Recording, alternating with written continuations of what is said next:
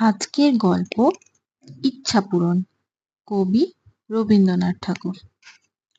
সুবল চন্দ্রের ছেলেটির নাম সুশীল চন্দ্র, কিন্তু সকল সময় নামের মতো মানুষটি হয় তেমন না। সেজন্যই সুবল চন্দ্র কিছু দুর্বল ছিলেন এবং সুশীল চন্দ্র বড় শান্ত ছিলেন না। ছেলেটি পাড়া শুদ্ধ লোককে অস্থির করিয়া বেড়াত, সেজন্য বাপ মাঝে মাঝে শাসন করিতে ছুটিতেন।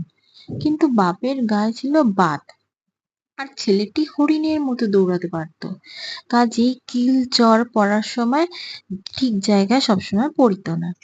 কিন্তু সুশীলচন্দ্র দুইবার যেদিন ধরা পড়িতেন, সেদিন তাহার রক্ষা থাকিত না। আজ শনিবার দিনে 2টোর সময় স্কুল ছুটি ছিল, কিন্তু আজ স্কুলে যাইতে সুশীলের কিছুতেই মনে উঠিতেছিল না। তাহার অনেকগুলো কারণ ছিল। একে তো আজ স্কুলে ভূগোলের পরীক্ষা, তাহাতে আবার ও পাড়ার বসেদের বাড়িয়া সন্ধ্যার সময় বাজি পোড়ানো হইবে। সকাল হইতে সেখানে ধুমধাম চলিতেছে। সুশীলের ইচ্ছা সেইখানে আজ দিনটা কাটাইয়া দেয়। অনেক ভাবিয়া শেষকালে স্কুলে যাইবার সময় বিছানা গিয়া শুইয়া পড়ল। তাহার বাপ সুবল গিয়া জিজ্ঞাসা করিলেন, কিরে, বিছানায় পড়ে আছিস যে, আজ স্কুলে যাবি নে? সুশীল বলল, আমার পেট কামড়াচ্ছে, আজ আমি স্কুলে যেতে পারবো না। সুবল তাহার মিথ্যা কথা সমস্ত বুঝিতে পারলেন।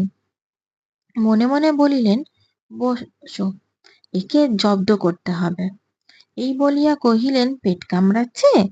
তবে আর তোর কোথাও গিয়ে কাজ নেই। বসেদের বাড়িতে বাজি দেখতে হরিকে একলাই পাঠিয়ে দেব এখন। তোর জন্য আজ যে লজেন্সগুলো এনেছিলাম, সেও আজ তোর খেয়ে কাজ নেই। তুই এখানে চুপ করে পড়ে থাক, আমি খানিকটা পাচন তৈরি করে নিয়ে আসছি। এই বলিয়া তাহার ঘরে শিকল দিয়া সুবলচন্দ্র খুব তিতো একটা পাচন তৈয়ার করিয়া আনিতে গেলেন। সুশীল মহা মুশকিলে পড়িয়া গেল। লজঞ্জুস সে যেমন ভালোবাসিত, পাচন খাইতে হইলে তার তেমনি সর্বনাশ বোধ হইত।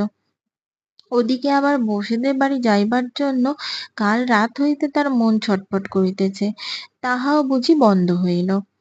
সুবল বাবু যখন খুব বড় এক বাটি পাচন লইয়া ঘরে ঢুকিলেন, সুশীল বিছানা হইতে ধরপড় করিয়া উঠিয়া বলিল, আমার পেট কামড়ানো একবারে সেরে গেছে, আমি স্কুল যাব। বাবা বলিলেন, না না, সে কাজ নেই, তুই পাচন খেয়ে এইখানে চুপচাপ করে শুয়ে থাক। এই বলিয়া তাহাকে জোর করিয়া পাচন খাওয়াইয়া ঘরে তালা লাগিয়াই বাহির হইয়া গেলেন। সুশীল বিছানায় পড়িয়া পড়িয়া কাঁদিতে লাগিল। সমস্ত দিন ধরে কেবল মনে মনে করিতে লাগলো যে, আহা, যদি কালই আমার বাবার মতো বয়স হয়, আমি যা ইচ্ছা তাই করিতে পারি, আমাকে কেউ বন্ধ করে রাখতে পারে না। তাহার বাপ সুবল বাবু বাহিরে একলা বসিয়া বসিয়া ভাবিতে লাগিলেন, আমার বাপ মা আমাকে বড় বেশি আদর করে দিতেন বলেই তো আমার ভালো রকম পড়াশোনা কিছু হলো না। আহা, আবার যদি সেই ছোটবেলা ফিরে পাই, তাহলে আর কিছুতেই সময় নষ্ট না করে কেবল পড়াশোনা করে নি।